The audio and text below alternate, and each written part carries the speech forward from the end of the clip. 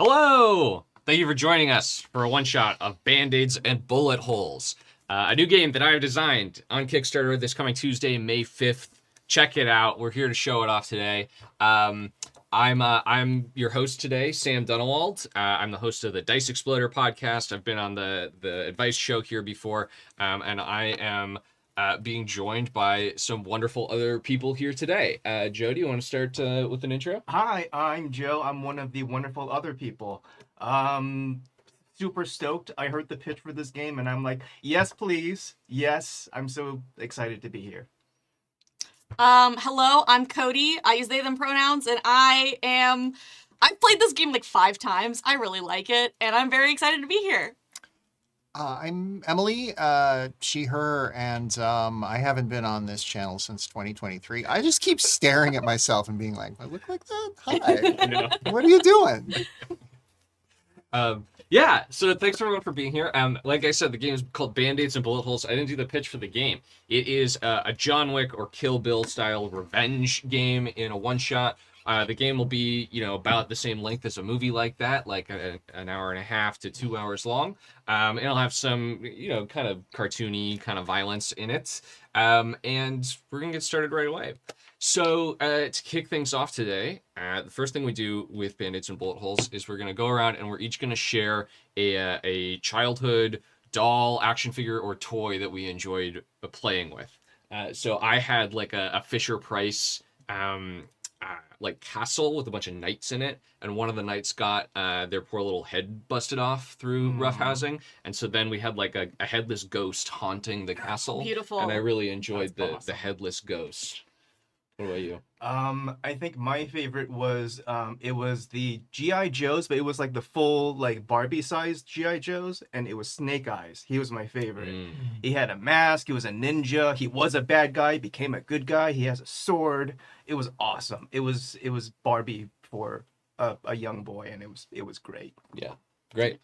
I didn't have Barbie or G.I. Joe action figures, but I did have, those not Lego but the Lego hands figures that had like plastic thing. We had like a hospital, we had a house, we had all these things.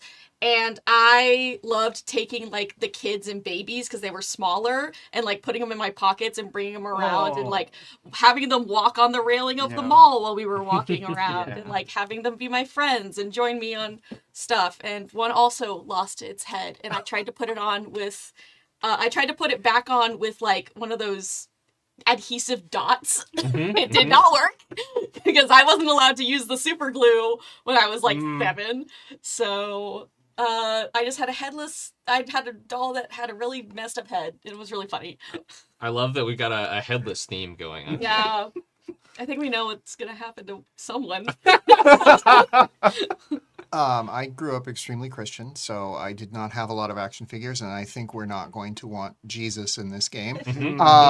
But my sister and I would play with her Barbies, and one of the like ones that I loved had like a mermaid tail that would swap out for legs, and I think it was like meant to be a costume or something, but also it had that Ariel vibe of like going back and forth.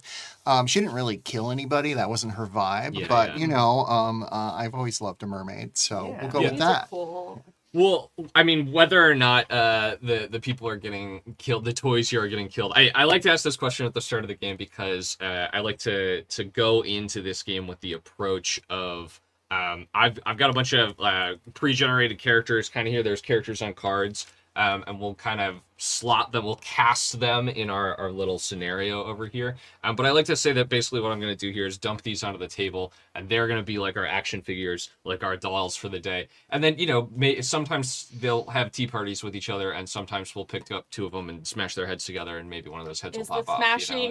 Is the smashing fighting or kissing, though? Yeah, exactly. And both.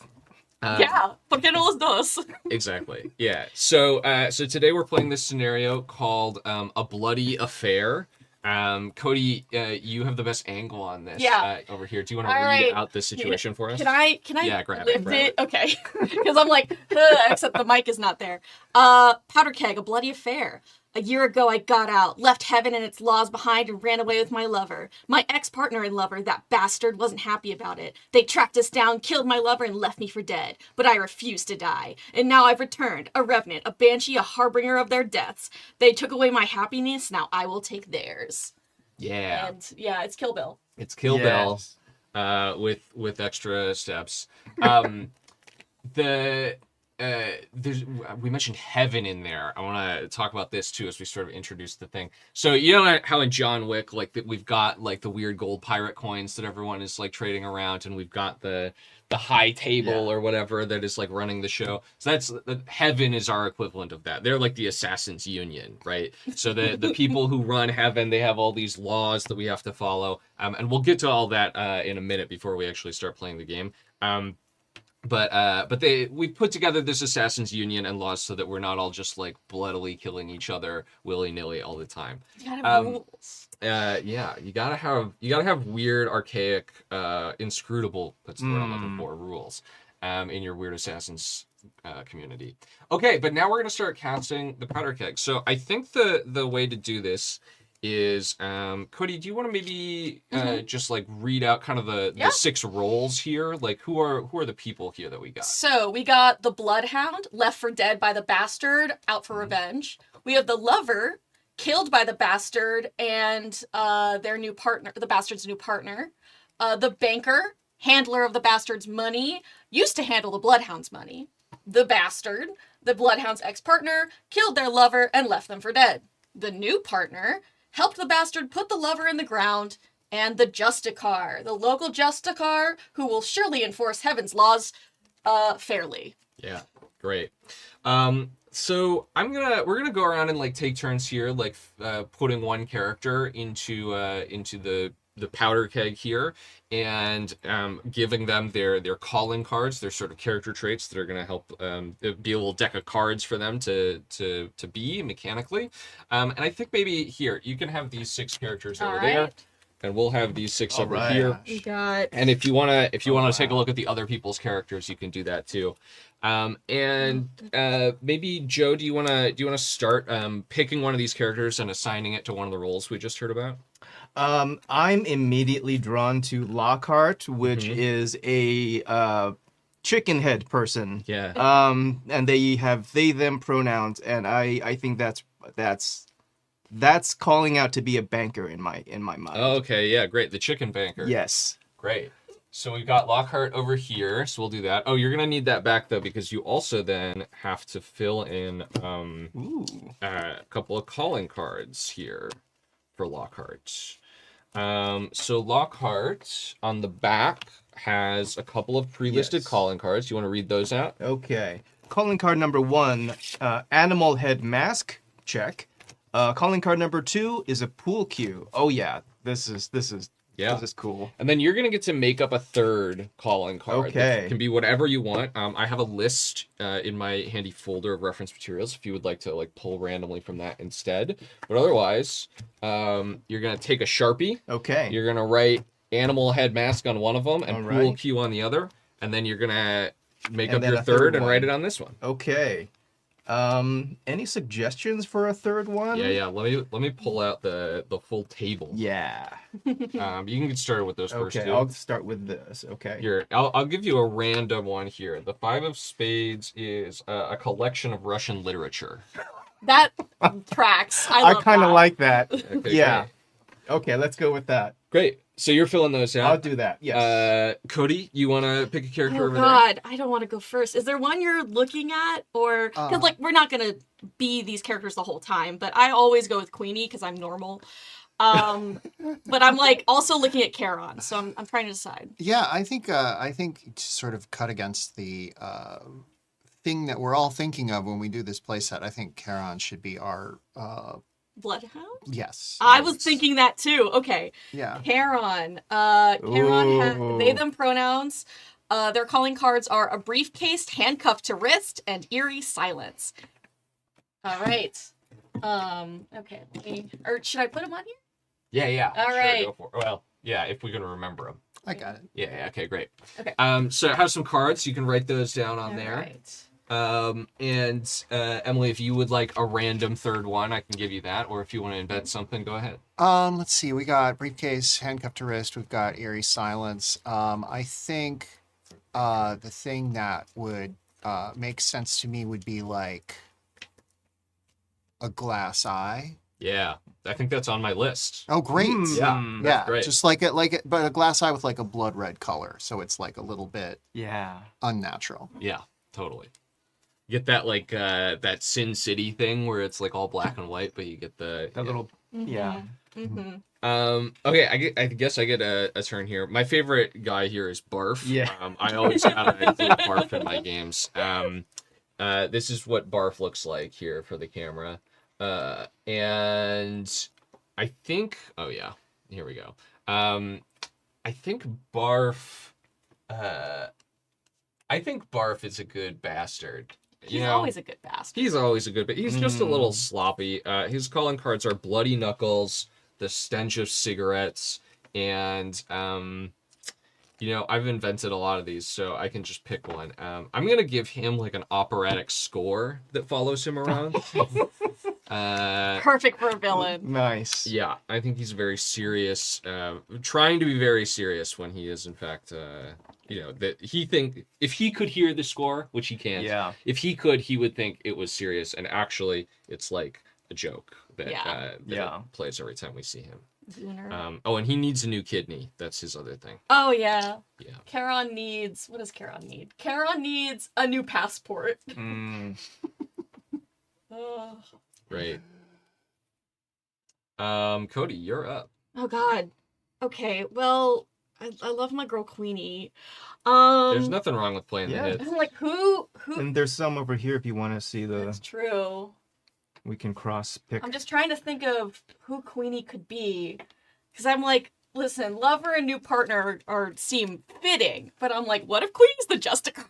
Ooh, that's fun. It gives a certain vibe to the laws of heaven.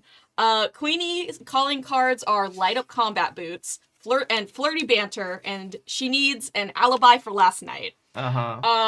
Which maybe she's a newer Justicar, or but I think she's gonna be our enforcer of heaven's law. Cool. Great. Okay. I have some cards there. Okay. So what's her? Did you read her calling cards? Yes. And I missed it. Okay, great. And what's light your? up combat boots, flirty banter. Oh my God, third one. Yeah. Mood ring comes to mind, but I don't know why. Yeah, Oh, I was thinking like colorful cigarettes. Ooh. Or something. Okay, that's yeah. fun.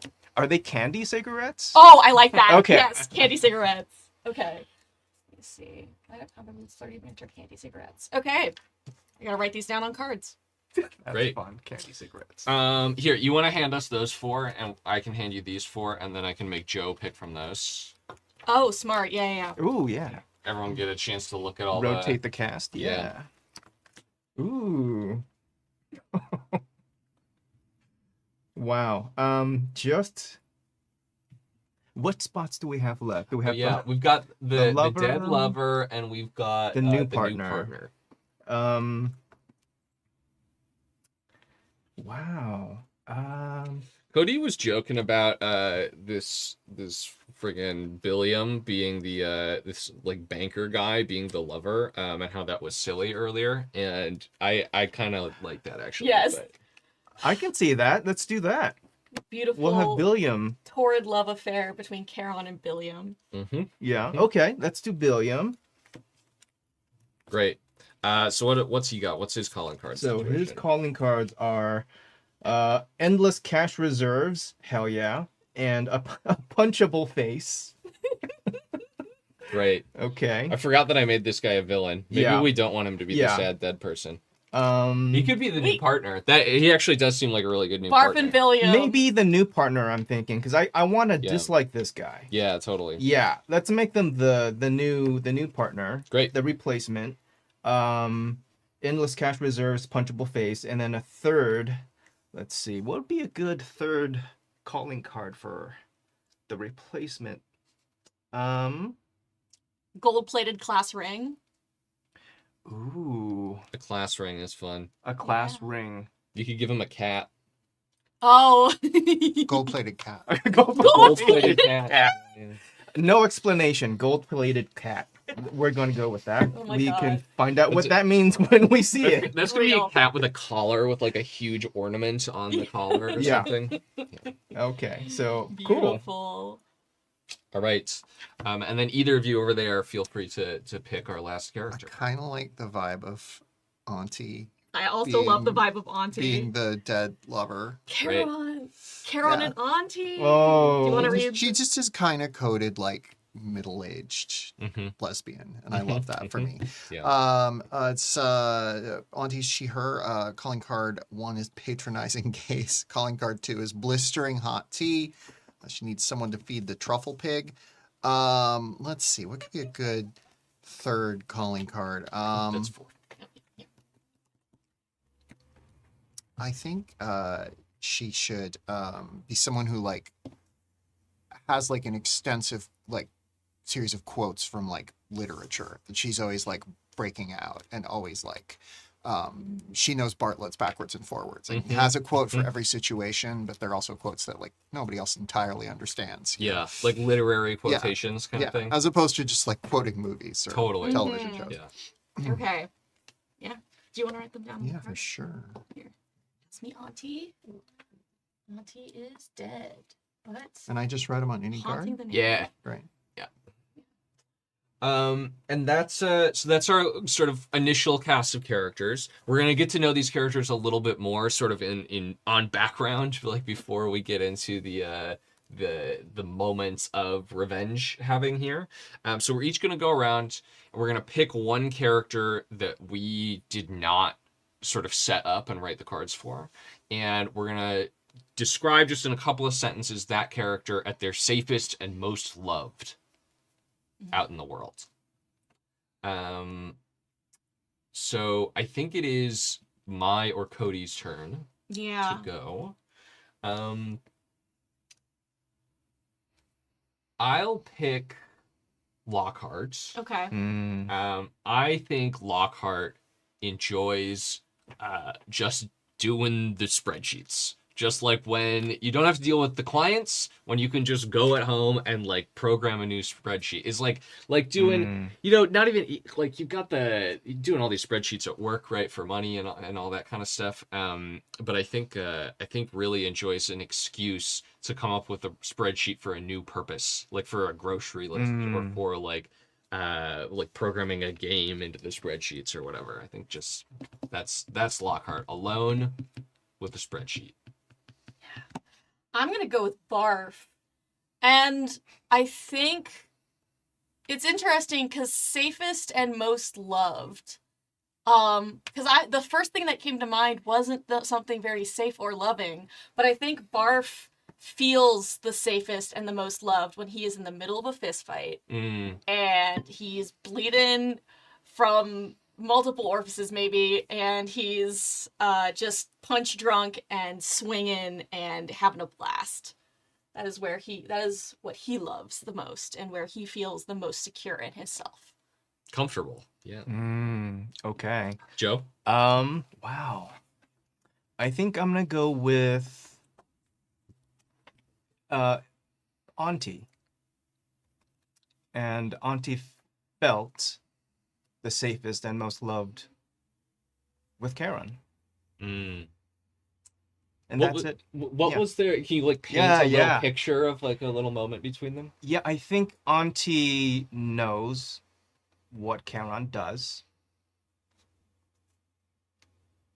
And there's a safety and there's an intimacy and there's an acceptance there that's reciprocated to Auntie. They don't have to ask questions. They just know that they're safe together. And they always will be. I'm imagining seeing them having Auntie's tea together. Like in the morning, right? Like I like that image of them at brunch. Emily? Gotta pick Queenie. And I think that Queenie's moment of calm and safety is she coaches youth soccer and just like loves the kids, loves watching them run around, and feels just like really peaceful there. Also, would never be like no one in her profession would guess Right. that. Yeah. Is she how competitive is she? Oh, very. Yeah. Yeah, right. her team's undefeated. Yeah. Yeah. Yeah. She, they. Okay. All right. Great. Sweet. Okay, so the next thing that we do, before we get into the actual like moment to moment of the story, into the scenes, is we have to take the oath of heaven together. We have to join the Assassins Union. All right. So I'm gonna pass out. There's gonna be reference sheets in this game. They get passed around like when it's your turn, and when it's not your turn. So you don't need to pay attention to the rest of these reference sheets right now. But at the bottom is the oath of heaven, and we are going to collectively read it. So the way we'll do this, there's sort of an opening line that we'll all read together, and then 5 laws of heaven that we must obey. And we're going to read those individually. Okay. So we'll start down here with Joe, and we'll go down the line and Cool. read each law, one person to one law. And then we'll read the last part again. And then that will have been our introduction to heaven. Okay. All right. I will bring us in. We are the gentle ferrymen of heaven. We promise our lives to heaven's own laws. I will never seek the death of a ferryman. I will never aid one who seeks the death of a ferryman. I will always repay my debts in the manner my debtors demand. If I witness a ferryman breaking their oath, I will tell the Council of 12 at once. A Justicar's word is law. Should I fail to uphold these laws, let the fury of a Justicar lay me low, be it by death, exile from heaven and its protections, or whatever manner their radiance demands. Great. Ferrymen here are assassins. That's just Heaven's stupid word for what assassins are.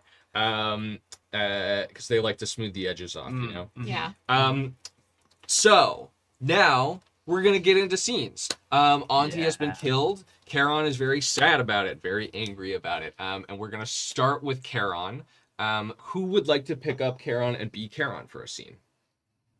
I can do it. Great, Yeah. Cody. So for this first scene, we're gonna come in on the moment where Charon swears vengeance. Tell us about that moment. What's going on?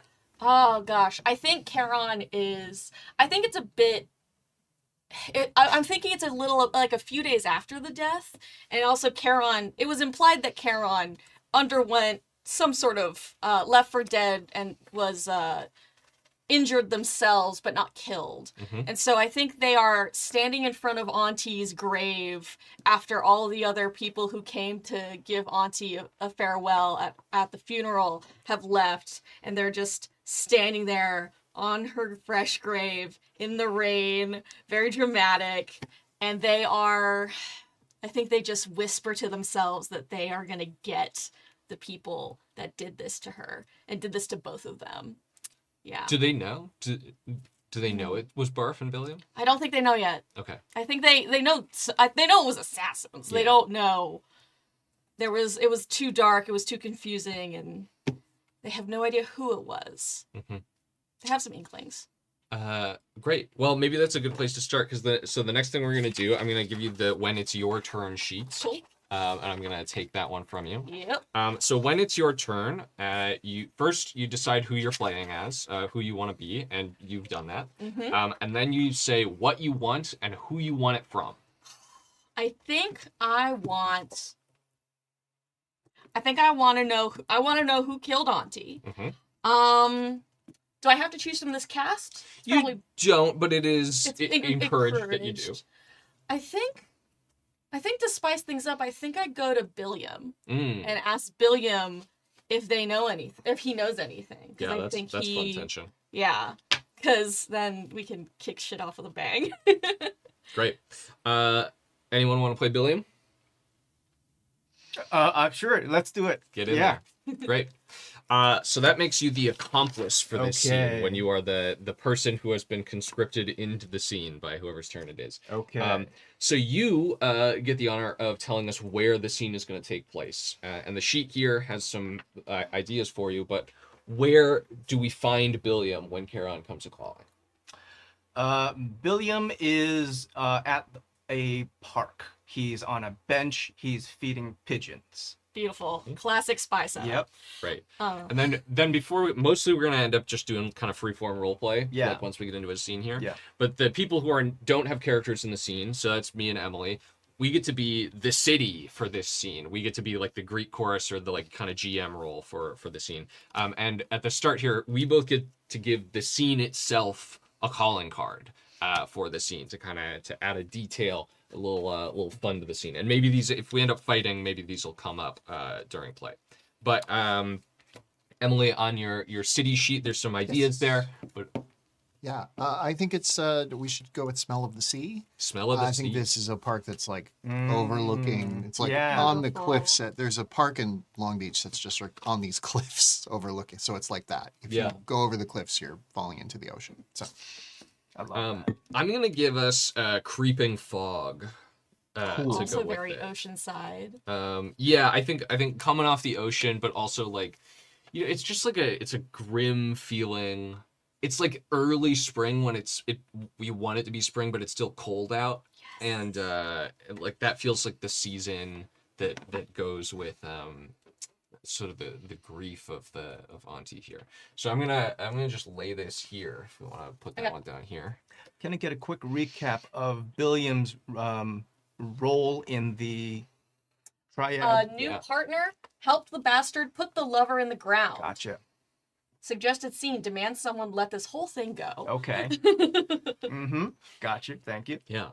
So now we're gonna just get into the scene. So Cody, you're gonna kind of kick us off here since it's your turn. I will call out here on our first go ahead. There are a few like kind of PBTA style moves that you can trigger in this game. The first is you can just negotiate with each other, right? And you can negotiate with each other as characters, like freeform role play, but you can also negotiate like mechanically as players, right? Like if you want to say, hey, I'll give you this calling card of mine if you like agree to do the thing, you can do that kind of negotiation. Nice. Or you can mess with people's calling cards, right? You can say, Billiam, you've got endless cash reserves. Well, now you have cash reserves, right? Like, or whatever the thing is. The next thing you can do is, I have old play sheets here. We'll play them as written here. You can be vulnerable with someone.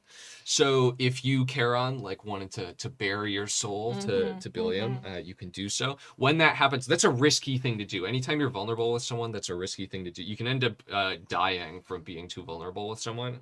Because, Which is so fitting. yeah. And then finally, we've got not quite finally. We've got break a stalemate, which is sort of if the two of you end up like freeform role playing here, and we get to a point where like neither of you is willing to budge on what the other one wants, then we can go to the rules to help us decide what happens. And finally, you can fight a duel, and that's a whole thing. There's a whole other sheet for that, and you know it's very fighting a duel-y.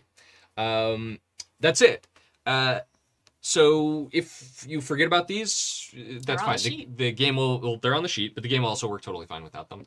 And let's kick things off. Cody, All right. Charon. So I think Charon, I have an idea. So you're sitting on the Yes. on the bench. Yep. It's foggy. There's the crashing of ocean waves, seagulls up ahead.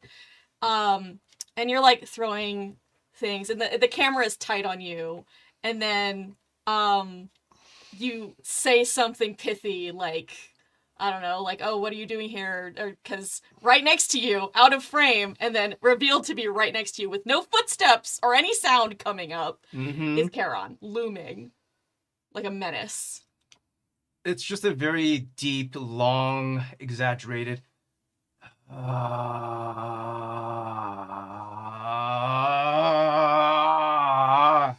Okay. Yep. I figured this was going to happen today. Of course it would happen today. It has to be today, because this is the one day I get a day off, and you have to pick today to do this. Okay, yeah, have a seat. Let's do this. Charon shuffles around and sits on the bench. And immediate, I get up and start pacing in front of you. Who killed her? Right to it, huh? Okay, yeah.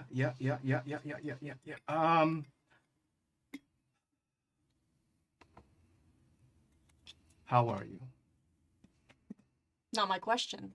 Not I an know. answer to my question. I know. we've known each other for a while. We have a relationship that existed before this, right? We were tight at one point. Were, past tense is kind of the thing here. I can't tell you. Oh, you can't. I can't tell you. Oh, okay. City can just jump in and like add a Mhm. detail, right? Totally. Karen, the odds are good that this is just somebody who walked by, but you smell Auntie's perfume. Mm. Signature scent. Mm-hmm. It's a ferryman, isn't it? Was it you? All right. Okay. All right. Come on. That's.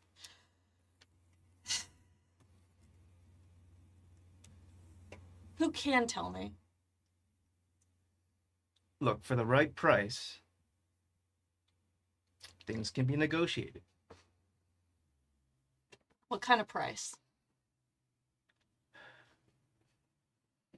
What's it going to take for you to move on? Leave me out of this. You. So you did You have being something to here do with right it. now, next to me, asking these questions, puts me in a spot. Oh, Lord. Hmm.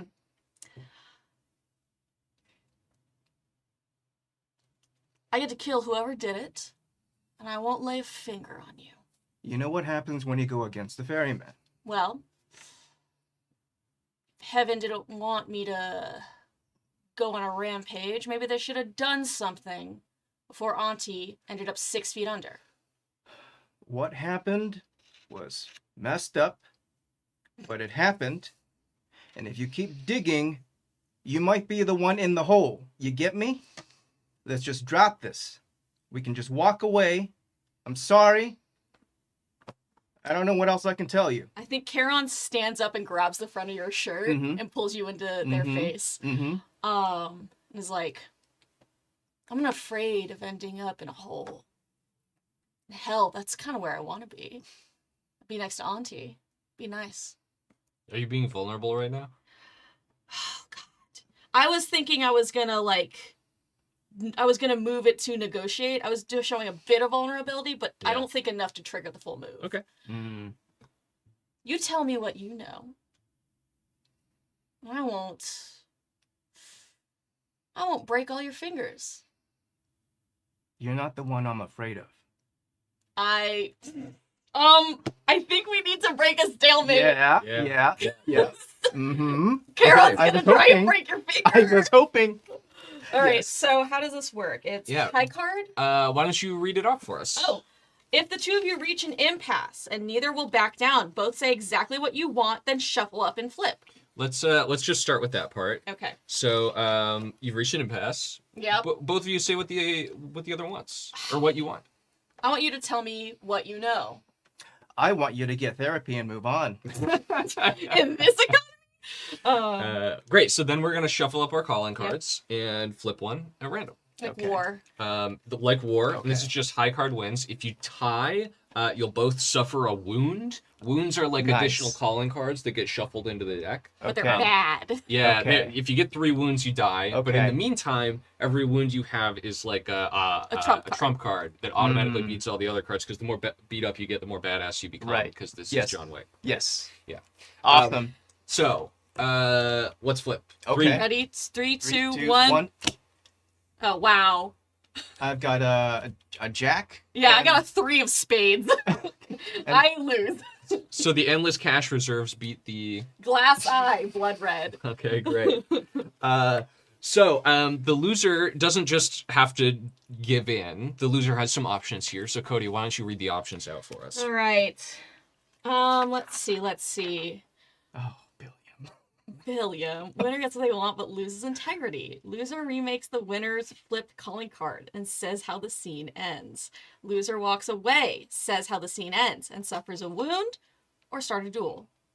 I mean, I could be dramatic and suffer a wound, but I feel like it makes sense that the winner gets what they want but loses integrity. Well, Okay. if the winner gets what they want here, then the movie's over, right? Because like what you wanted was for you to give up and Yeah. get therapy, right? Fair. Oh, good point. That is the want. Okay. Hmm. Like I think if the thing here is you walk away angry, I think that's the second option here. Yeah, where- that's what I was thinking too. All right, loser walks away, says the scene ends, and suffers a wound. All right, give me a wound. have a wound. Beautiful. Badass. It does make me more badass, but I'm closer to death, so Yeah. who knows? Who knows how this will end? I think Charon reaches down and grabs like your pinky finger Mm-hmm. and like strains it a little bit, and then emotions kick up and they shove you away and not breaking your finger and say and they say, fine, I'll find out some other way. And then they walk into the fog. A bus goes by with an ad for heavenhelp.com, Mhm. which is an online therapy service Yeah. for very cheap. But the path not taken. The bus not taken. Mm. Great. Beautiful. All right, let's bring these people back in. All right. All Kara, right. let's go so let's back go here. back here. Yeah. Go. Oh. Okay, I'm getting it. Yeah. So I'm gonna take away the sort of the scene calling cards, and we can reuse those later if we want to. And for reference, all the hearts in decks are wounds. That's how we'll know which ones are which. And Emily, I think it's your turn. Oh my gosh. So I'm okay. I mean, I think it makes sense to continue playing Karen. Yeah. And let's see. It feels to me like Karen has to go to Queenie to get some sort of like blanket like permission to like pursue this vendetta. I like that. I think perhaps they're going to say the only person they'll kill is the actual murderer. Like that's going to be their, I Yeah. don't know. Maybe we should find that out in play. But yeah, Totally. Karen's going to Queenie to be like, I need to kill some folks. Great. I need Give me your blessing. Yeah. I'll pick up Queenie I here. love All that. right. I think we should set her at soccer practice. Yeah. Oh. Yeah. It's like in a game where like the kids are out there, doing the thing, and she's like hooting and hollering from the Yeah. side, but also like doesn't really have a lot left to do. It's just the kids are gonna be out there playing now. Eating a Okay. hot dog. Question: does Queenie go by a different name with the kids? No. Okay. I love it. Yeah, so then the two of you, the city, get to each add a calling card to the scene here if you would like to. Okay. Ooh. I think I'm gonna go with the stench of mud. 'Cause it's a soccer field. Sure. It's been raining. Mhm. And it's Yeah. gross. Oh, thank you. Oh. The stench of mud. Jealous soccer moms. Oh yeah, Oh, good. great. So good. What are they jealous of? The attention and the respect that Queenie seems to command very naturally with the kids, Mhm. and also the other dads seem to pay too much attention to this. Yeah. Copy. I love how this genre is basically urban fantasy, just without vampires. Yeah. It's beautiful. You can make it urban fantasy really easily by just writing vampire stuff on the calling cards. Yeah. Which I like the flexibility of the game that way. Okay, here I am. Kara. Yeah, it's one of those soccer fields that has those metal, like old-fashioned metal bleachers that are like a hangover from the 70s or 80s. And there's it's kind of a sparse crowd, maybe like a dozen people, but there's just kids running around on the field. I'm going to say they're like 7, 8. So they have some degree of like organization, but just barely. And Queenie's sitting there, and then suddenly someone else is sitting next to them. And Karen is just staring out at the field.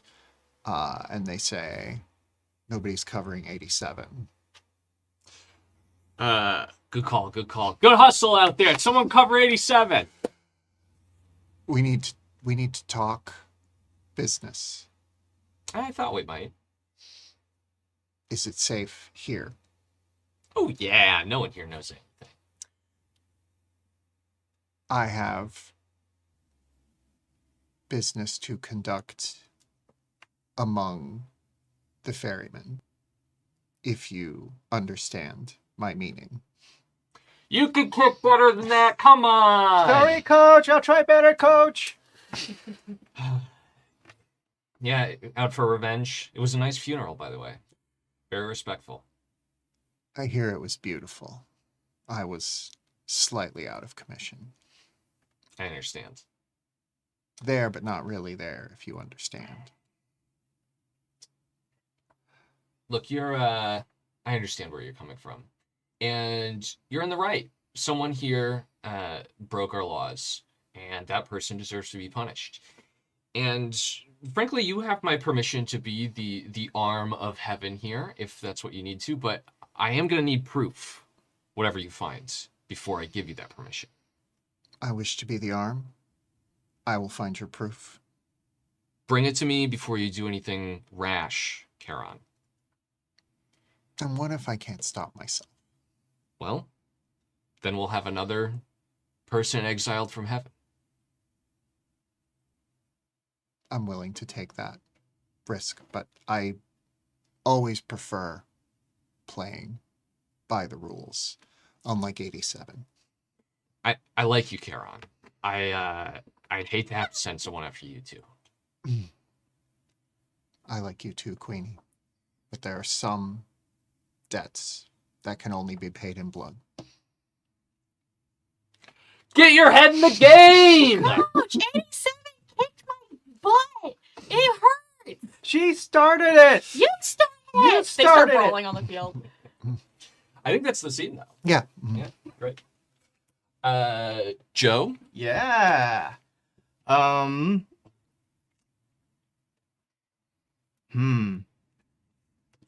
I think I want to go with Barf. Ooh. Yeah, let's check in on the guy. Yeah. Barf is going to go to Billiam. Very nice. Who wants to be Billiam? I'll be Billiam. Yeah. Let's go next scene. And what do you want from Billiam? I want him to keep his trap shut and tell me the minute Cameron starts acting up or tries to seek revenge. Thank you. Mm-hmm. Great. And where's Billiam? Right. Billiam is at a gosh, love this. Billiam's Just Billiam still on is that at, bench. no, yeah. Right back Oh down. my god. Billiam My mom is couldn't get at any worse. Billiam's at a bowling alley. Nice. It's a Beautiful. basement bowling alley. A basement bowling alley. You know, I really liked that that whiff of Auntie's perfume that he caught earlier. I'm gonna put that back in as a Great. calling card. Yeah. Of this game. You just like Mhm. can't get that The smell away. telltale sense of, Mhm. guilt. I'm gonna expand on one of the options presented here and say peeling lead paint. Yeah, Yeah. great. You said basement bowling alley, Mhm. right? Yeah. I mhm. Yeah. love that it's a basement bowl. It's in the basement. Yeah. Okay, awesome. We start with Barf. We begin with the orchestral score of O Fortuna. O Fortuna, dude. And he's walking down, like down into the basement. And we just see not him, but just footsteps, very heavy, just pounding footsteps on the beat of O Fortuna. And as he descends, the camera starts to pull back and the music cuts and we realize the music's only in his own head. And he's actually not that intimidating. He's kind of disheveled. And you see, He's like 5'4". yeah, you see, he is real life Joe the player height. Not the most intimidating build. And he walks down and opens the door and he's kind of just humming the tune to himself at this point, and he's walking and makes his way towards Billiam. And there's this moment. This is a game that he likes to play. He never speaks first, so he's just going to stare at you for a bit. Is Billiam like bowling or like at Yeah. the bar? Or... William is sitting at the like little bar eating French fries that he's dipping in horseradish, and just like watching. It's a youth bowling. Kids on the periphery of this story. Oh no! They'll clear out when the blood picks up. It's fine. This is how you know this isn't going to be a violent scene. And it doesn't look up, can feel the eyes, but it's just like, sweetie.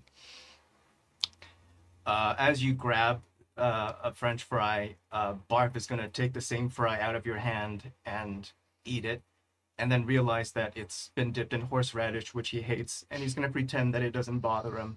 But you can tell that he's trying to hold it back and still be intimidating, but he's still not saying anything. Wet cat of a man. He kind of wants to milk this game of silence a bit more. I had a visitor this morning. And I said nothing, did nothing, said nothing, did nothing. but I had to go to you to find out. Well, you know, I got my youth bowling league. I'm watching. They're doing great. Does he look involved in the league at all, or does he This just is- show up to watch? This Billiam's estranged son is in the bowling league, and this is the one time he gets to see him. So That's great. Cool. so he's watching Billiam Jr. Mm-hmm. Bowling. All perfect game so far. So you know what happened. You know what I have every Saturday at noon. That's why I didn't come to you. You know that's the case. You know that's why. Of course, I was Looking gonna, good out there. Yeah, he's doing great. It's wonderful. I'm just really proud of him. I'm really having just you know, I would have come to you right away if it wasn't any. How's his wrist? You threaten my child? Just asking out of concern. His wrist is fine. I had no reason to be concerned about it until just now. I mean, it's a shame. He seems to be moving up in that league. It's got a big playoff coming up. You know, the bowling playoffs. Well, his other dad and I don't speak, but we always had high hopes for Bill Jr. going pro. So, I'm just going to cut to the chase. You're going to end this problem I have. And Karen trusts you. I don't know if that's still true. I think they might have a whiff that something is wrong. They wanted answers. Answers they thought you could give. And you were smart about keeping your mouth shut. You were not very bright about not telling me immediately, because now they have had time to ask for things. And before they get approved to do certain fucking things, you need to stop this, or I need to do more drastic measures to protect myself. You know Queenie's not going to give them anything unless they have proof, and you made sure there was no proof. Right? Just Karen's suspicions. Oh, that's you see that strikes a nerve. Maybe there's like a tell that Barb has. He stays silent, he eyes you, but his eyes are twitching a little bit. He's holding something back. What's the proof? Destroy it, or don't you have it? Proof's taken care of.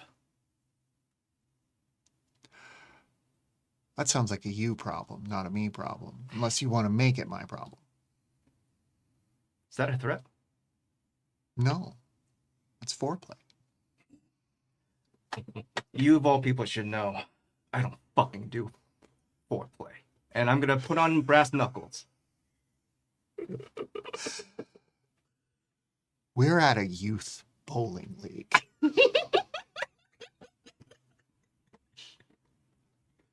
Good. The bartender's like, come on, man.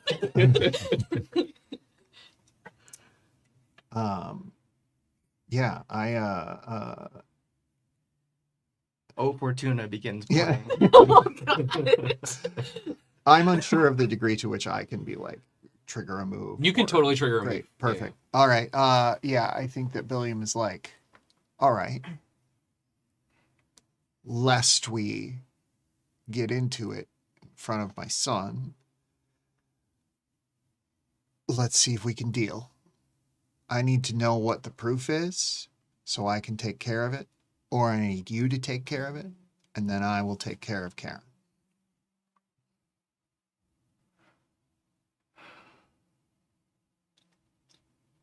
There's a paper trail. Okay. Needs to be removed. It's being stored at a safe location. The value of that asset is worth enough to hire every measure of protection we can afford. So you and that big, endless vault of yours, get ready to use it. Or lose all of it. Because you're implicated too. I was afraid of that. Can I ask one question? Is our friend with the beak involved at all?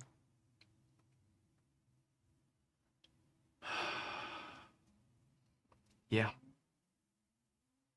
That makes things It's trickier. the goose that old goose that laid the golden egg.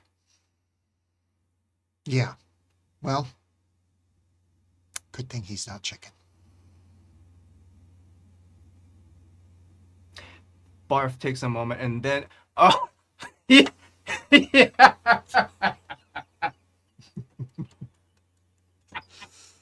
Oh yeah. Yeah. Fuck, that was good. Oh. All right. Well, you take care of that. If you'll excuse me now, Bill Jr.'s on his last frame. It's been a pleasure. As always, I'll see you tonight. Does he hit the perfect game? We cut away just before. Oh, like it's okay. yeah, you know, it's that last frame has the 3 and he's like just before the last one. Yeah. So, yeah, but he of course he does. Yeah. It's Bill Jr. He's going pro. Yeah. Lil Willie Jr. Great. Okay, it's my turn. I'm gonna be Charon. Awesome. And I'm obviously coming to talk to Lockhart. Yep. And I'll be Lockhart. And I think like if anyone wants to sort of introduce Billiam into this scene, like partway through, With 24 goons, perhaps? yeah, there's the opportunity for that to happen. Here, I'm gonna switch with you here. Yay. Emily and Joe, what kind of location calling? Oh, I guess we have to say Yeah, what's yeah. going on here. I have to Yeah. say what I want. I'm really jumping ahead. Okay, so Karen wants proof, for, like doesn't know for sure that Lockhart like has proof of like who would have come after Auntie, but like the money talks, right? Like I feel like Lockhart is someone who knows a lot of gossip, even if they're not someone who regularly shares that gossip. So I want to know who killed Auntie, and I want proof. Where's Lockhart? I think Lockhart is in a dead, empty subway station underneath the city. It's grimy. It's got a few rats in the tracks. The train's rushing by, and Third act of the I've got keys because it looks like I just went somewhere, and I'm like putting keys back in my pocket and like walking towards the stairs. Is there like tech lab down here or Definitely. something? There's Okay, definitely some kind of like storage unit or like place that Lockhart likes to store things that need to be underground for a bit. It's like their secret place, and so like no one but Lockhart knows about it. But you know. Great. What kind of calling cards we got for this place? There's long strings of Christmas lights hanging out. Ooh. This is like a place that I think that people use it. They lurk down here. There's maybe often some unhoused people who crash here or whatever, and it's been decorated with a vaguely festive theme. I don't think they're like intended as Christmas lights. They just like they spruce the place up a little bit. Yeah. Love it.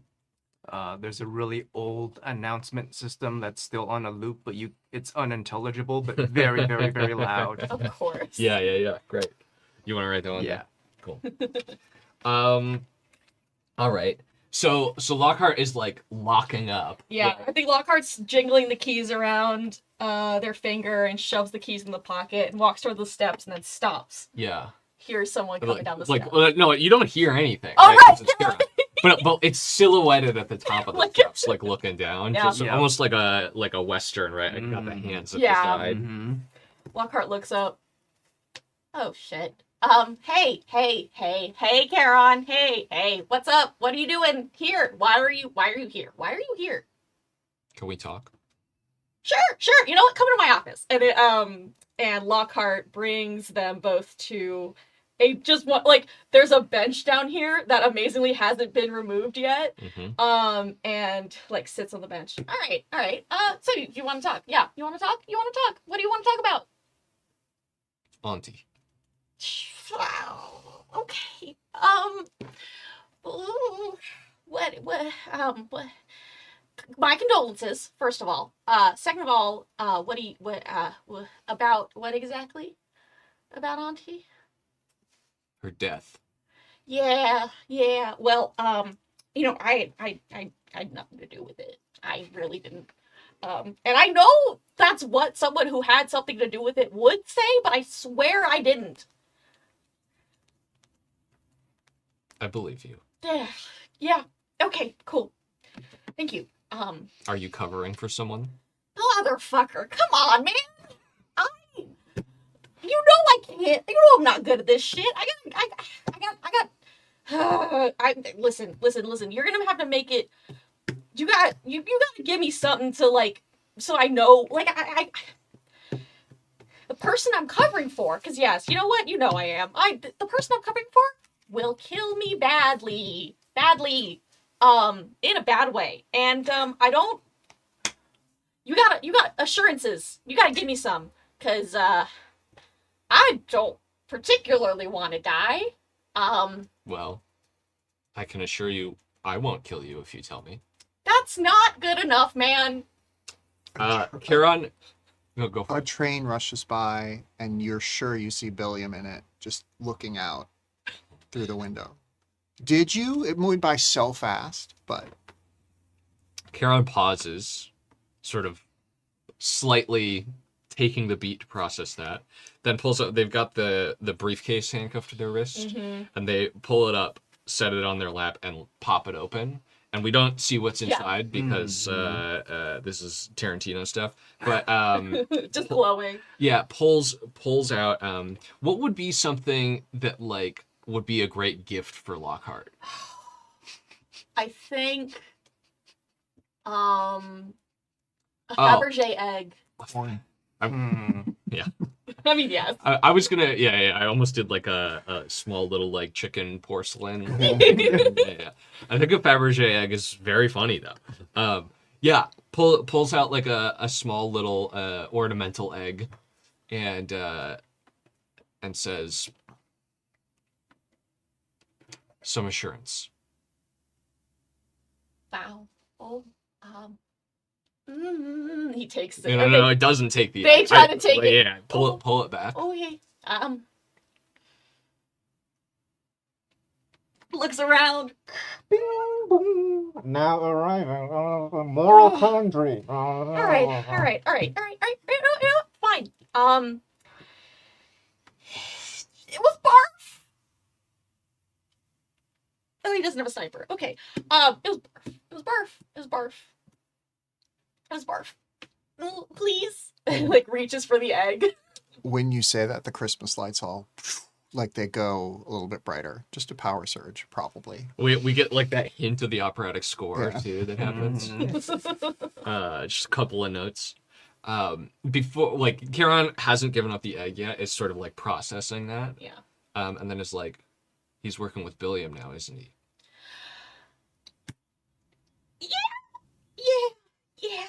Yeah. Thank you. Snatches it. Oh, it's so pretty. Heavy footsteps down the stairs as Billiam appears.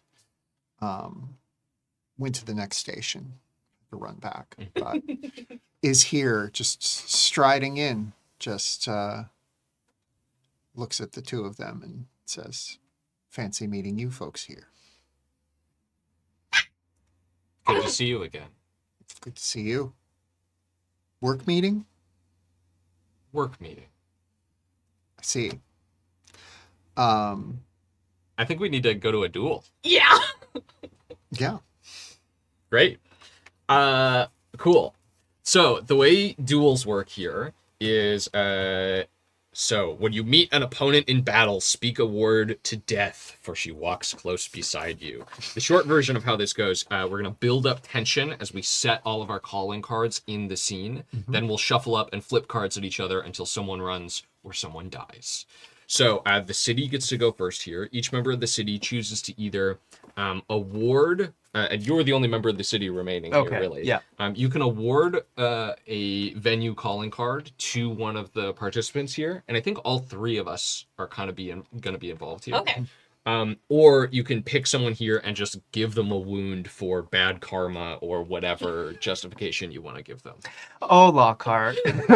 Oh, Lockhart. Lockhart's fucked. There's no good way out for you I've today. never been more excited to play someone who is royally fucked. Yeah. Lockhart's gonna get a wound. Yep. Great. Pass it over. Yeah. What is it? What is the wound? What's the essence of the I wound? have an idea. I think Lockhart is staring at Billiam and clutching the Fabergé egg so hard Yep. it shatters. Oh, Ooh. that's very funny. Yeah. Great. Okay, so now the three of us are gonna take turns. I can Taking- get Billiam, Oh yes. Here, let me pass it to you. my old buddy. My old friend. Hello, Billiam, my old friend. Sorry. We're gonna take turns taking a calling card, one of our calling cards, and sort of just setting it in the scene in one or two sentences, whether that's like a gut feeling or a cinematic shot or a sound effect or whatever. I'm gonna start with Charon's eerie silence. I think we have that sort of like very pregnant, just like moment of stillness between all of us as we sort of sense what's about to happen. Cody? Lockhart, I think. So we've already established the wound, kind of. So I think Lockhart, just clears their throat in a very pathetic way, and kind of reaches under the bench and grasps a pool cue, which he's stored back. You know, I think he's just I think they're just the kind of person that just loves to use random weapons, but pool cues are their favorite, and they like to plant them in places they know they'll be. Right outside the office, we got one here. Yeah, right in the office. Emily? Well, I gave Billiam a gold-plated cat, and it's time to figure out what that means. The consonants are Yes. cleansing. Chekhov's gold-plated cat comes into play. It is right down the stairs behind Billiam is a cat comes, and the cat is covered in gold, except it has like little her name is Princess, has little has little holes to breathe and see through and like eat. Cat in full This is like gold-plated armor. this is like very like this. Yeah, it's like an armored bear from like his Dark Materials. But yeah, the cat comes down and just kind of like wends its way around Lockhart's legs, which is in a very like threatening manner. Charon quietly closes the briefcase and then like clutches the handle. Charon notoriously whacks people with the briefcase. Has bricks in Good. there, you know, for whacking. Breaks with a Fabergé egg. I think Lockhart is always wearing the animal mask. And I think Lockhart is so scared that they're trembling. The face mask is like shaking. Yeah, it doesn't Yeah. fit particularly No. well, so it's just really It's just sliding like around. Mhm. So that's the animal head mask. Endless cash reserves sort of feel implicit to some degree, but I think that one of the ways that this becomes evident is Billiam puts on an ever more elaborate series of rings that he can do some damage with, which all have very expensive gemstones in them. Charon's glass eye, I think is just perfectly stuck on Billiam. But their other eye kind of looks from. I'm imagining the situation is we have an exit up the stairs and an exit onto the tracks, and the other eye is tracking between the two, just sort of getting the lay of the land here. Mm-hmm. And I think Lockhart, they're just sweating, and they think this is not. I really wanted to finish that copy of Dostoevsky. That's okay. Collection of Russian literature. Yeah, so Billiam has a punchable face. Again, implicit in the scene, but I just am imagining it. That it was a tweet about the guy who would just say, "Oh, you can't hit me. I'm a little birthday boy. I'm a little birthday boy." Billiam just has that. Oh, yeah, you can't hit me. Oh, which just makes him more punchable. He's a little birthday boy. Great. It's my birthday. So the way this is gonna work is we're gonna take all our cards now, set in the scene, and we're gonna shuffle them up. You're gonna count down from 3, Joe. Okay. And we're all gonna flip on 3. Right now, Lockhart, are we on the same side here? Are you on your own side? I think Lockhart's not going to help you fight Billiam, Right. but is not going to stop you from fighting. Yeah. I think own side kind of, but Yeah. also not going to help, not going to hurt. Sure. So I'll go on a flip. The person who gets the highest card here beats the other 2 people, and then the 2 people who lost both suffer a wound for the round. And then we'll do a little description of kind of how that goes, and then we will find out if we're playing another round or if people are running away. Okay. So Joe, you want to count us down? All right, and 3, 2, 1, flip. Ooh, we got 2 wounds and an 8 Wow. of spades. Great. So I think we tie, but I think that means we both win, and Yeah. Billiam down there suffers a wound. Take a wound. Have a wound, Billiam. Thank you. So the loser suffers a wound, shuffles it into their deck. All the cards that we flipped already should stay face up. And then you get to lead the conversation here on what happens in this sort of round of the duel. Well, I threw down punchable face, and I think it is that Lockhart swings the pool cue at the same time Karen swings the briefcase, and one connects with Billiam's this side, Yep. and one connects with Billiam's other side, and Billiam is reaching for some sort of sidearm, but can't even get it, and in fact is in his hand, and it scatters off into the distance because down onto the train tracks as a train Beautiful. rushes by. Yep. Yeah. We'll get that nice slow motion, high frame rate Beautiful, shot with beautiful sandwich. the rippling skin on the face. Great. So the winner now gets to choose to take their chance to run like a coward or to press the attack. I'm running. So Lockhart's fucking out of here. Lockhарт's gone. But Charon is not giving up so easy, right? Lockhart's just down the train track. Yeah, Wait for me, train. But Charon is not finished. We're Great. gonna go another round. All right. Count us down Alright, again. And 3, 2, 1, flip. Do I need to flip or no? No, you're out. That's what I thought. Okay. Okay, so your wound beats my glass eye. So I think you kind of recover, right? I'm coming in again with the briefcase, but I think those rings, you get a good punch in, and my glass eye pops out. Yep. It's hard to see because I like Charon's like covered in the. If you're listening at home, Charon's art is this invisible figure covered by like a hood, so it is just this glass eye like coming out of the darkness and like rolling away on the And floor. Williams is not so pretty now, huh? Yeah. And the cat runs off after the eye. Yeah. Great, and then you get to decide whether you're gonna press the attack or not. Oh, I'm pressing the attack. Great. We're evenly matched. Let's go. I actually have 2 wounds, so I'm one more. If I'm you in trouble. win, our boy is dead. Sort of. Kind of. For anyone else, that would be true, but the Bloodhound gets to be special. Mhm. All right, you want to All count us right. down again, Joe? And 3, 2, 1, flip. I got another wound. Oh, okay. Beating Jack. yours. Yeah, All Jack right. of endless cash reserves. Tell me about it. Oop. Yeah.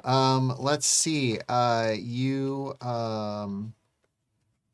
Yeah, I think that how would the endless cash reserves get involved here?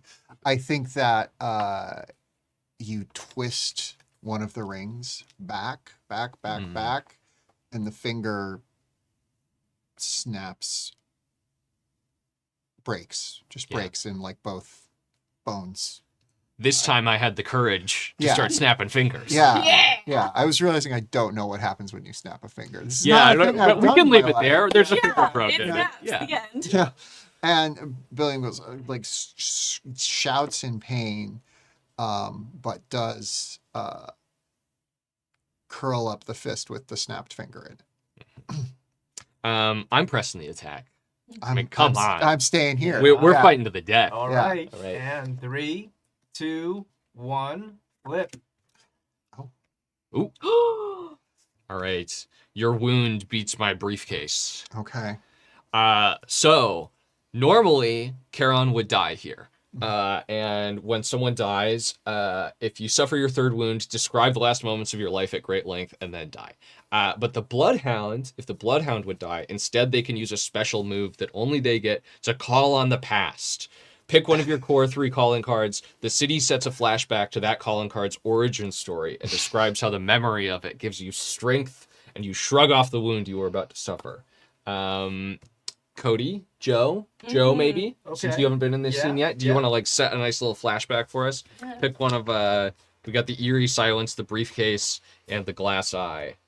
Which one do we want to see the origin story of? I think the glass eye. I was going glass eye. Yeah, because I think it'd be interesting if the glass eye was not just a glass eye. Yeah. Maybe Auntie gave me the eye. Yeah. There's an inscription on the backside of the eye. Wherever you go, I see you too. From Auntie.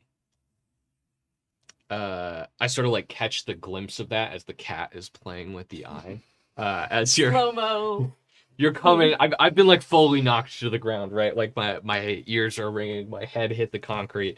But I look over and I see that. And so when you come down to finish the job, I'm able to pull myself together and come in for another round. Great. Count us down one last Alright, time. 3, 2, 1, flip. All right. Gold-plated cat. The gold-plated cat loses to my eerie silence. I mean, that makes total sense. Iconic. And that would be my 3rd wound, so I would. Yeah, be so you're great. you're dead here. So you get to describe the last moments of your life at great length and then die. Or Bill Jr. Yeah, I think that as William is like coming to just finish the job, or so he thinks, he hears another train coming and he knows the cat's still down on the tracks, and like looks over and it's like, "Princess, no!" And that like distracts just long enough that you can stab or slice or I think I whatever. throw you onto the tracks. Yeah, And then like after that, we get the like meow from the cat like behind up the stairs. yeah. Like, The cat, yeah, the yeah. cat just like jumped out. Yeah. Yeah, So- that's fine. And drops the glass eye from Yeah. its mouth. Yeah. And it bounces Yeah. down Yeah, the yeah. stairs. It like rolls to Charon's foot, Yeah. picks up the eye, Yep. wipes it off, probably puts Yeah. it back into the pocket Yeah, for yeah. now. But Billiam gets smushed by the train. yeah, we get the we don't see any of the like Mhm. what's left of Billiam, but we do see this sort of like blood on the wall Mhm. The behind the smear, train yeah. once the train is gone, and then Charon just walks up the stairs. Oh, you're not gonna. Because I was thinking Lockhart, because you need proof. Oh, I don't care about proof. Never mind. Cool. Never mind. Mhm. Cut to the bowling alley where Billiam Jr. has bowled the perfect game. Yeah. Like now we cut to the strike happening. Yeah. Right? Oh, beautiful. Fabulous. Okay, we're not done though. I think. No. I think it is Cody's turn, if I remember So correctly. do I just put like Billiam over here? Yeah. Yeah, but- William- put him William- over here, and we can mark him as deceased. Here, I flip him over to the backside for dead. Maybe we'll go sideways. Tap it like a magic card. Yeah, exactly. Oh, all right. God. I think I want to do a scene with Queenie and Barf. I want to play Queenie because I love Queenie, but also because I don't really want to play Barf. Gonna be real. Not a fan of the man. Ugh, I don't think I could. I don't think I can do him justice. You want to do Barf again? I'm happy to do Barf if no one else wants to. Yeah. What does Queenie want from Barf? Or what does Barf want from Queenie? You can sort of like make this guy be the protagonist for the scene. Yeah, I think Barf, you hear through the grapevine about the death of. You hear through the grapevine about the death of your new partner, and that there's someone after you, and how disappointing. And so you are going to the Justicar to Yep. see what can be done. Yep. So that kind of means like you've made Should we Joe... switch? Yeah. Let's switch. So it's Joe's Okay. taking another turn here. You've Yeah, decided I don't you know want to what be the you accomplice. want from This me, is all but allowed. This that's is totally fine. Yeah. So why don't you then, Queenie? Well, I can also, because I think Barf is gonna proactively be like, okay, justice, please. Yeah. Totally. Justice, because we Yeah. have rules, right? We Yeah. have rules, so do the justice. So Queenie, where are you? Queenie is, I think chilling in like the back room of a nightclub, because it's night has fallen now, and she is like just eating her candy cigarettes, and doing some like probably like I'm trying to think. What would Queenie be doing? Watching a performance of some kind at the nightclub and flipping like a coin between her fingers. I'm gonna reuse an old scene calling card here, venue calling card. I'm gonna reuse the creeping fog, but now it's from like Fog Machine. Yeah. Beautiful. This is the scene where there's an elaborate production number we're occasionally cutting to. So there's just like people singing an original song written for the film. It's our Oscar play. Yeah. But like, and it's performed by Olivia Rodrigo, who's in this movie. Olivia Rodrigo's in this movie now.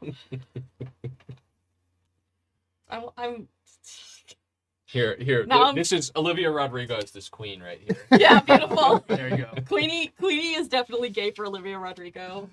This is Olivia Rodrigo like winks at her. From yes, Yeah. it's beautiful. Okay. Yeah. All right, Barf. Yeah. Kick us off. We at the beginning we don't hear the diegetic music from Olivia Rodrigo. We instead again hear O Fortuna.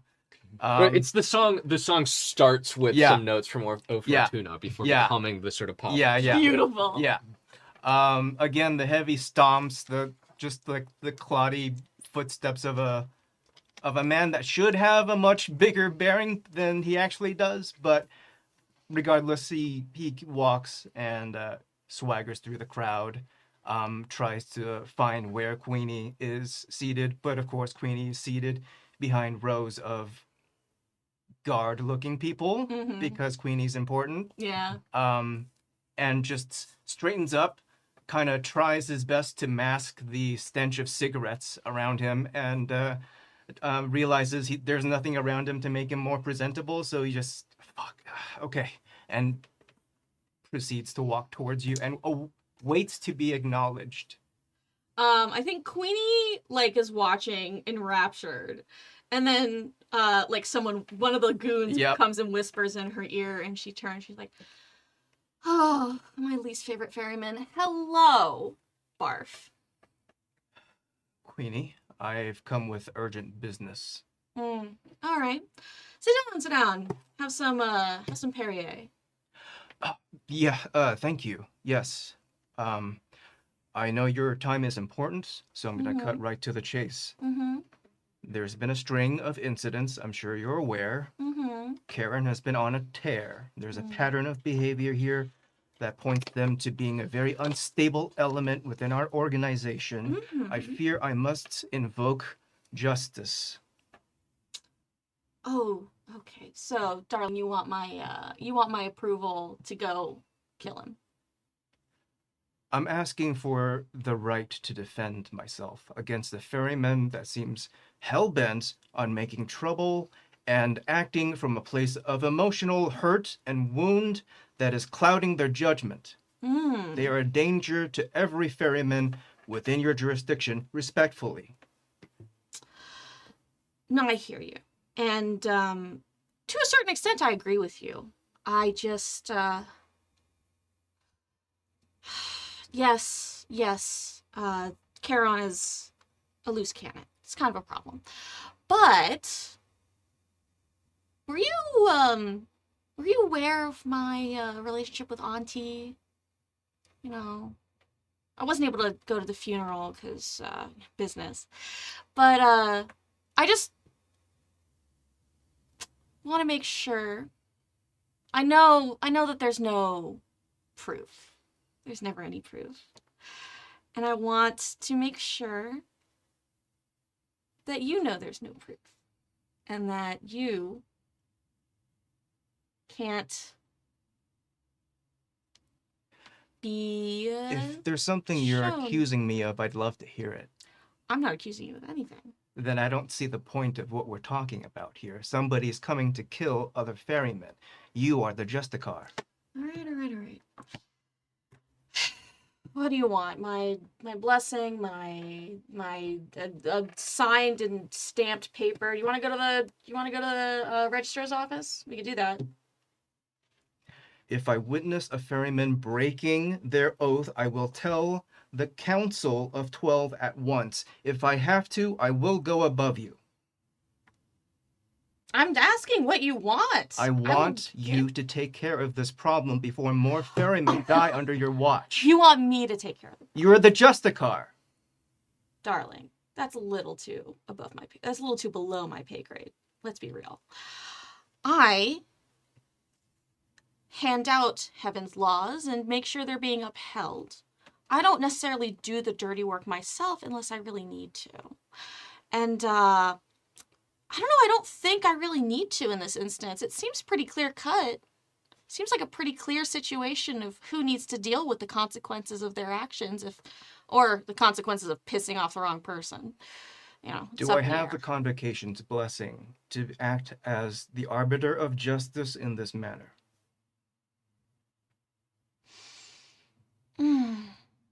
Prove to me you had nothing to do with Auntie's death. The burden of proof is on you. We You are are- not the United States legal system, my darling. You cannot force an innocent man to prove his guilt. Little birdie told me that there was some issue that they were taking care of. Some little things they were cleaning up. And I just, obviously it's a little hard to get to, but The birdie that ended up getting killed by Charon, an unstable maniac? no, a different one.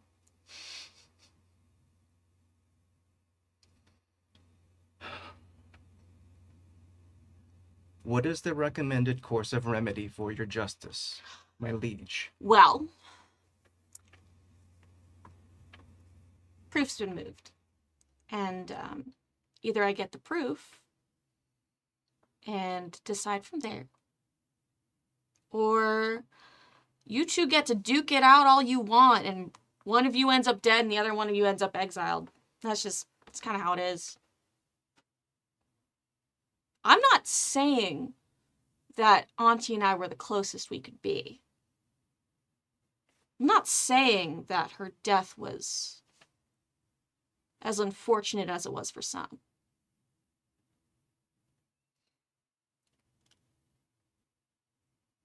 This is a dangerous game you're playing, Queenie. Well, you know how I feel about danger. Just the cars are not above the law. Barf is gonna stand up and begin to walk away while he still can. Good luck dealing with Charon. And, yeah, that's about it. The council will hear about this. Council's not going to do shit. That's Great. good to hear. Is that the end of the scene? I think so. The song, by the way, was called Queen of Heaven. Yeah. And yeah. It's a really good song. It actually got like a nominated, but it didn't win. Yeah. It's actually a real bop. Who's the person who like gets nominated? Diane Warren. There it is. It's Yeah, written yeah. by Diane Warren, performed by Olivia Rodrigo. Yeah. And, Great. So it sounds like, just to sort of like recap there, because I feel like that scene. It was a little twisty. Yeah. I wanted to just make sure where we ended up. It sounded like Queenie was basically like, I'm not really gonna stop you from like going and like having your little duel, but I'm not like endorsing anything either. And like Barf might go above Queenie's head in the long run, but in the short run is sort of out on a limb on his own. Yeah. Cool. Yeah. Great. A lot of Switzerlands in this little squad. Everybody trying to be neutral. Everyone's like, we don't want to swing one way or the other. Emily? oh my gosh, it's my turn. That's the turn over there. Give me the turn. Oh yeah. All right. I want to do something kind of strange. I want to do a flashback. You haven't seen Auntie at I was all. waiting I'm for gonna someone. play, Yeah. I'm gonna play Auntie, going to Barf to try to secure Karen's exit from Ooh. the game. And I think whatever happens here leads to Auntie's death. It may not involve, I don't think she dies on camera, but I think that we understand that this is where Leads to it the all the bad blood started. Because obviously Auntie is, Karen and Auntie are now together. Yeah. Yeah. I'm gonna play Barf, if that's alright. Yeah. Can I have a city sheet? Yeah. Have a city sheet. Thank you. And I think Barf is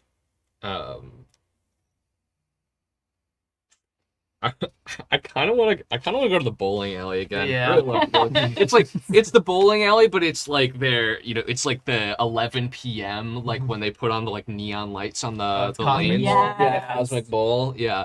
And largely things have turned into more people flirting at the bar rather than actually doing the bowling. But Barf is like still out at the he's the only guy left bowling in Oh no, there's one other person bowling yeah. a few lanes down. Oh. She's familiar, but because it's a little bit dark, you can't get a great look at her. Barf just like keeps bowling splits. Yeah. Because he's in a funk because Charon left him, Yeah. right? Yeah. And he's like studiously avoiding eye contact. I think Auntie is an adequate bowler. She's no Bill Jr., but she is, she's going to get up in the upper 100s. Yeah, and she keeps looking over and like moves a lane closer. The bowling alley just sort of accommodating her, apparently. And finally is right next to Barf and is like, We can still be friends. Can't we? Why would either of us want that? Well, you're the kind of man who treats his friends poorly, but his enemies atrociously. I'd rather not be one of your enemies. I'd rather you just treat me like shit every so often, as opposed to hounding me. I'm very happy out in the suburbs with my Carrie.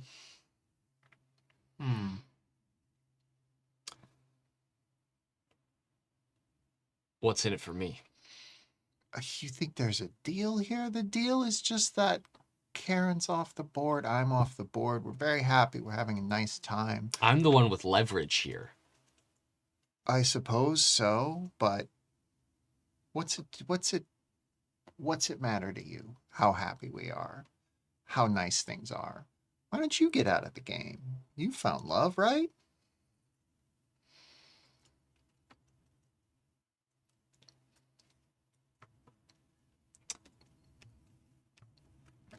I'm told that heavy lies the head that wears the crown. I forgot I have to do that.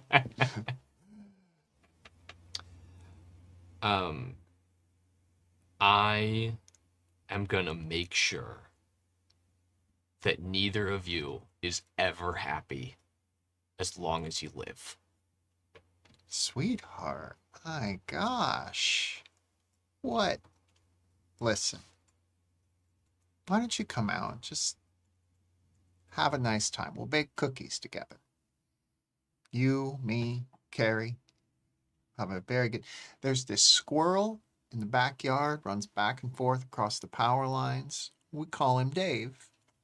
He's lovely. He's a beautiful little squirrel. You want to take that from me? From Carrie? You know what I'm capable of.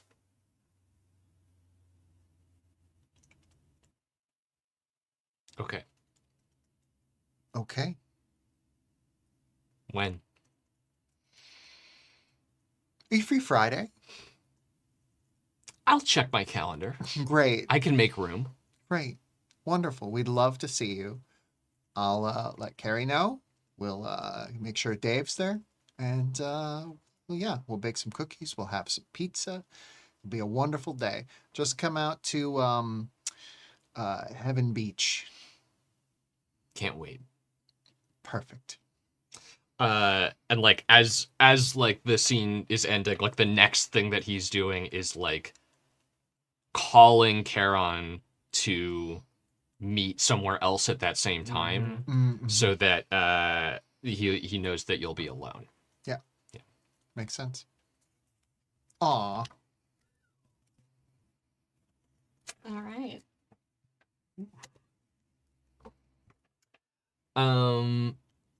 Poor Auntie. Poor Auntie.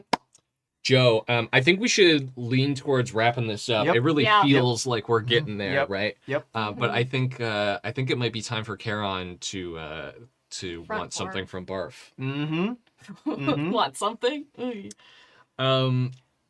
Do you want to pick up Barf for the last scene? Since I'll it's be, yeah, kind let of me been your bark. guy? Yeah. I kind of found his voice. And since we're kind of like busting up turn order here anyway, does anyone feel invested in picking up Charon? Or excited to? I'm happy to do it. I'm happy to let someone else do it. Grab it. Okay. Oh God. Here we Two go. wounds. So Carol's not getting out of this. So correct me if I'm wrong, Uh-huh. but I think what Charon wants from Barf is his life. Yeah. Yep. Yeah. Correct. This can go to Emily. Oh, right. Yeah. Duh. I can take this. I think this is for you, and this is for you. Yeah. And Barf, where are we? Ooh.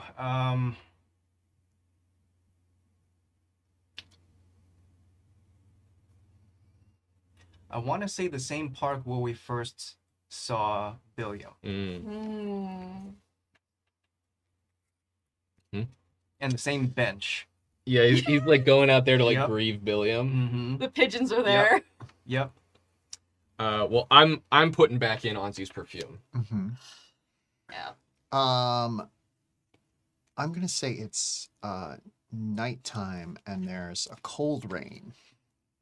A cold ring? A cold rain. Rain. Yeah. Yeah. Made everything really slick. Okay. Can we ever get those? Like in our decks? Yeah. Once when duels start, the Got city it. can give Got them it. to you. Got it. Okay. Yeah. So, do we just immediately start a duel here, or do you want to do some preamble, Karen? Does Karen want to do preamble? Sure. Karen, I think, once again, kind of just appears behind you on the bench, or behind the bench, like standing directly behind you. Hello, Barf. Barf stands up, turns around, plays this game of I'm not going to talk first, but you already talked, so he can't play that game, and then he has to recalculate, and then he's like, Karen. Can weasel your way out of this one? You know, I had to really reflect on everything that's gone on. I was not a good guy. I was not a good guy. Sorry. No, you weren't really. It was impressive at points.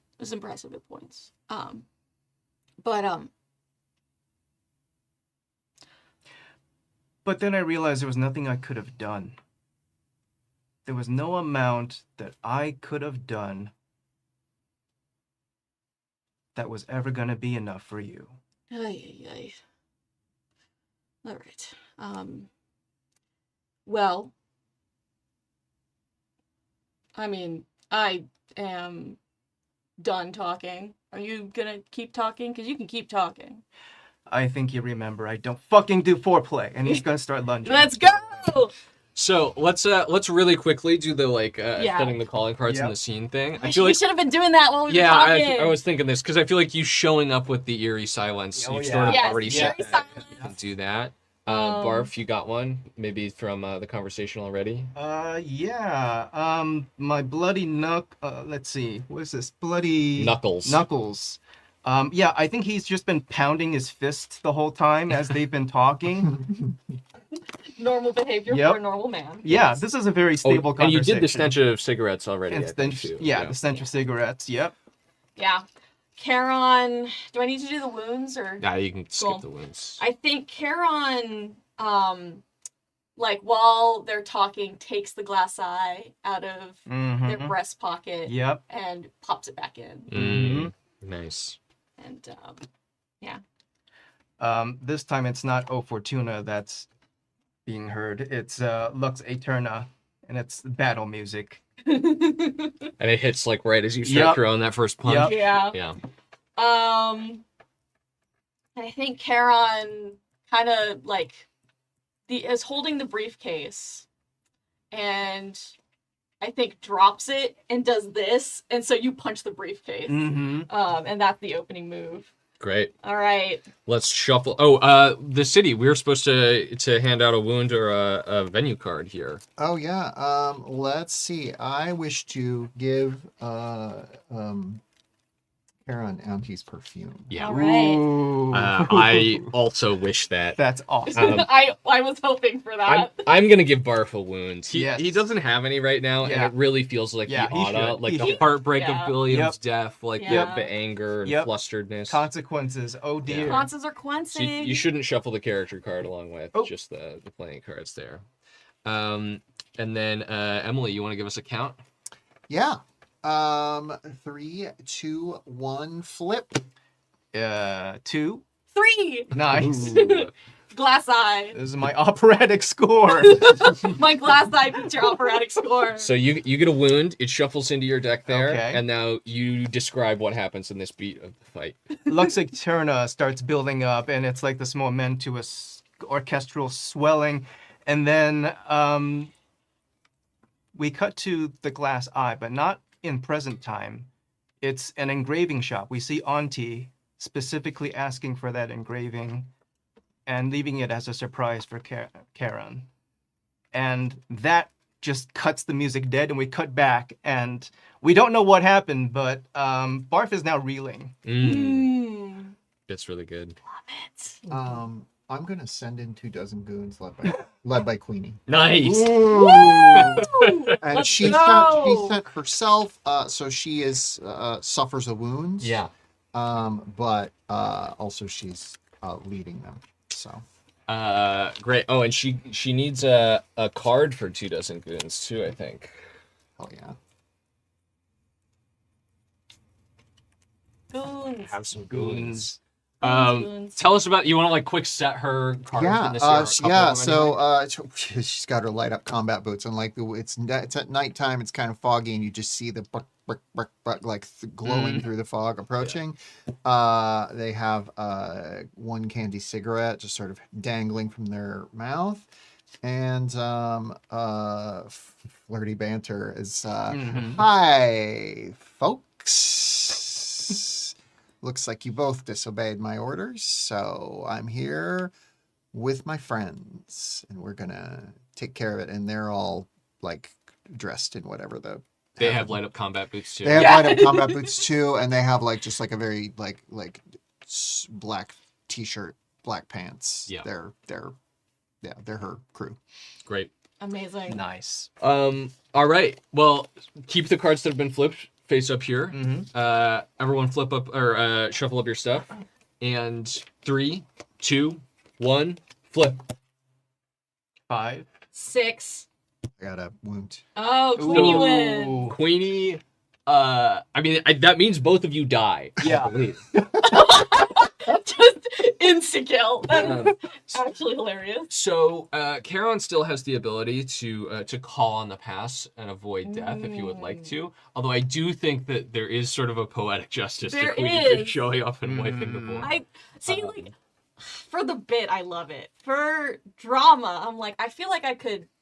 You want to go one more round? Go one more round. Yeah, okay. I think. Well, let's start with Barf. You are gonna die here. Yep. So you get to describe how all this goes. Like, what happens? I think it's just as I'm fighting, I'm becoming more and more unhinged and enraged, and I'm just focusing on Karen. Because all I can see is the hurt, the betrayal, everything that I should have worked out in therapy but never did, all coming up, and I'm ignoring the goons that are just like, oh, here's a knife, oh, here's a bullet, oh, like I'm ignoring all of that because I'm dissociated. And eventually it all catches up to me. I can't move. I've lost too much blood. The source of my anger and my pain is right in front of me, but I can't reach them. I could never reach them. They were always out of my grasp. Do you think Queenie or Charon is the one who does you in, or a goon? I think it's a goon. Unless someone wants to do the coup de grace. I'm fine with it being a goon. Yeah. Like the most unceremonious, like... Totally. Yep. Operatic score just goes dead. Yep. Yeah. Charon, you're also having a bad time. Yeah, not having a great time. Put yourself. Tell me the moment where you would have died if you did not call in the past. I think I am beating up people with my briefcase with bricks in it, as one does, and I think there comes a point where, like, one of these goons has like a katana, and I swing, and they should have gotten me clean through, but then I think I turn just quickly enough that they only get my hand, so I don't have the briefcase anymore. I'm weaponless. I am handless on one side.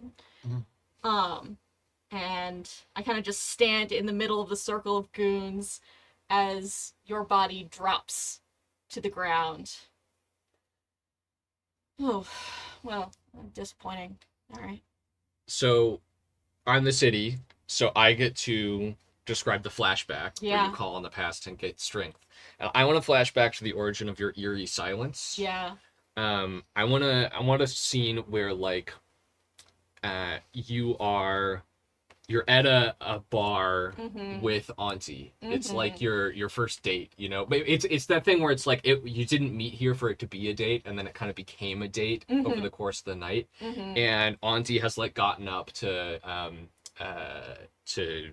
go to the bar and come back or whatever. And when she comes back, you're just like perfectly still, perfectly silent, and Auntie sees like the little bit of tear coming from your eye, and you say to her, I don't want to do this anymore. I want to live for something else. And the goal of living through this to be able to live for something else afterwards, that fills your heart in this moment. Yeah, I love it. Good. Queenie, are you gonna press the attack here? I think that Queenie's going to try to place you under arrest. How you interpret that is up to you. Or whatever arrest is. I guess probably they just kill people. Yeah. Well, Well, they can it's- exile them from heaven too. Yeah. So the city has bring down the wrath of heaven, tell them a just guard's dispatch. Oh no, hold on. Somewhere I have a list of punishments they can deal out. Maybe that's not on any of these sheets, but you can choose to exile someone, kill them, or just let it go or whatever. I think I will say is I'm going to bring you before the council so you can face their justice. And their justice is always harsh.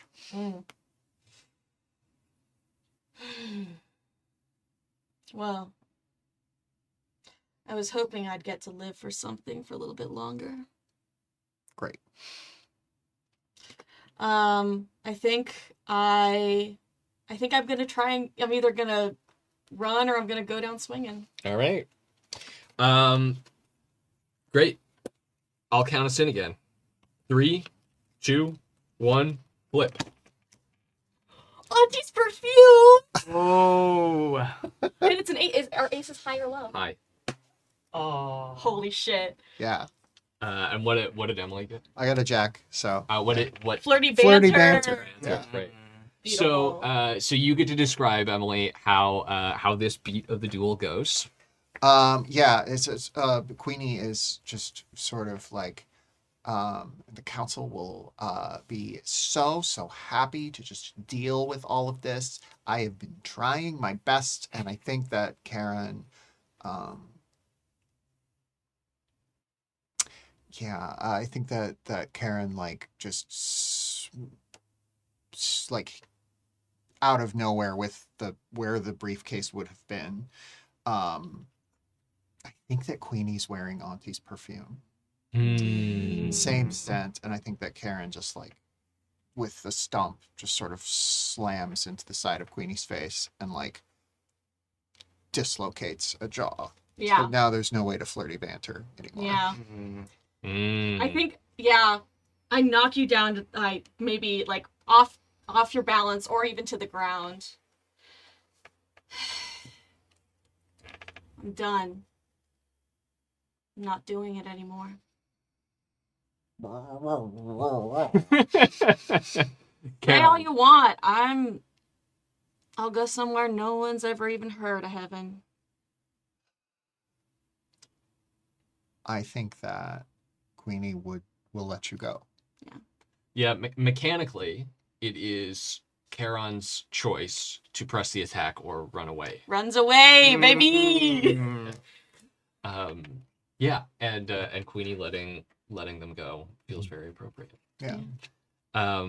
So I think that's our sort of like last shot, right? Is you Yeah. like disappearing Into the fall, mist into the mist. as the like dawn, like the sun is rising over the sea out here, right? What a crazy day. I just want to say I thought about having the goons be soccer children. Yeah. It's like that feels a little too Yeah, much. They could have been soccer adults. As a mom, I They're was like, they're all the kids from 10 years ago she was Yeah. coaching, Yeah. right? So now they're the No. college team. Like, yeah, it's the city's pro team. yeah. So we do. There is like an epilogue kind of thing here. We can Mm. each go around and again just do a couple of sentences checking in on one character in the aftermath here. If we want to do like a final "where are they now" kind of situation. I feel like I'm really interested in Queenie. Like I think Queenie, like if we were gonna keep playing or play a sequel movie, right? Like we'd take that flirty banter card and change it. Like I like that she has become like much darker now. Like she can't coach in the same way because she's got this like she can't talk right, and is sort of like darker, descending more into that like club environment that we saw her in, and wearing all black and entering a goth phase. Bill Jr. Continues to bowl, is going pro, and he is like the greatest young prospect in years. But every time he looks at that bowling ball, he thinks about what it would look like smashing into somebody's face. I think Lockhart has to get some medical work done on their hands. But then I think they continue doing the spreadsheets for everyone, and one day a little Fabergé egg, much smaller than the one that was given to them. But a little Fabergé egg shows up on their desk as like a gift from Queenie. I was thinking from Charon. Maybe two. Yeah. Maybe they both show up on the same If day. Lockhart came back, we'd give them a collection of Fabergé eggs calling card. Yes. Joe? Yeah. God, what happens to Karen now? Karen's on the run. Excommunicado.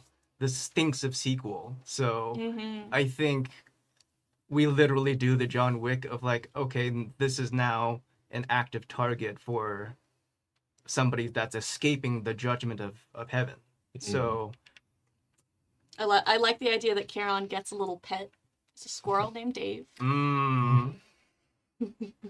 I do want to give, like, even if that's happening, yeah. I do want to see the, like, Charon at the cafe in Vienna, like, Yeah. shot, right, of, like, Not the Dark Knight Rises, Yeah. but a little like, a good, it has, like, some moment of being able yeah. to get away. There's a and get little outside, gold-plated escape. cat that runs up onto the table. Yeah, yeah. Dave the Squirrel is voiced by Anne Hathaway. Yeah. So another. Yeah. And that was Band-Aids and Bullet Holes. Thanks everyone for playing. This that was great. awesome. It's on Kickstarter on Tuesday, May 5th. Check it out. Thanks again, everyone, for playing. I'm Sam Dunewald, hosted Dice Exploder. This is my game. Thanks for listening. Joe, you want to introduce yourself again? Anything you want people to Hey check everybody, I'm Joe Shihao. You can find me as Unspun Tales. It's a very important political moment in our country right now, so if you are not registered to vote, make sure that you are, and please do so. Thank you. Cody? Oh gosh. Hello, I'm Cody Gonzaga. I use they, them pronouns. You can find me on the internet as Justice, or I've also got a website, www.codygonzaga.com, KODIGONZAGA. I write game. I write thing. I do stuff. And register to vote. I'm Emily St. James, and you can find me on the internet, mostly on Blue Sky and Letterboxd at Emily St. Jams. I just took the E out because I thought it'd be fun. You can find my newsletter at episodes.ghost.io. I have a novel out called Woodworking, and you can watch Yellow Jackets, the show I occasionally write for. So Cool. Yeah. Great. I'd also like to thank our audience for watching and our chat mods for all their hard work, and our amazing patrons who keep us ad-free and independent. It's because of you that we are able to play games we enjoy without worrying about publishing companies or system popularity. You can join their heroic ranks at happyjacks.org/Patreon. Yeah, what's next time, Kimmy? I don't know. Am I plugging anything else? We're out. Thanks, everyone, for listening. Bye. Have a great Thank evening. you. Bye. See you later. See you later.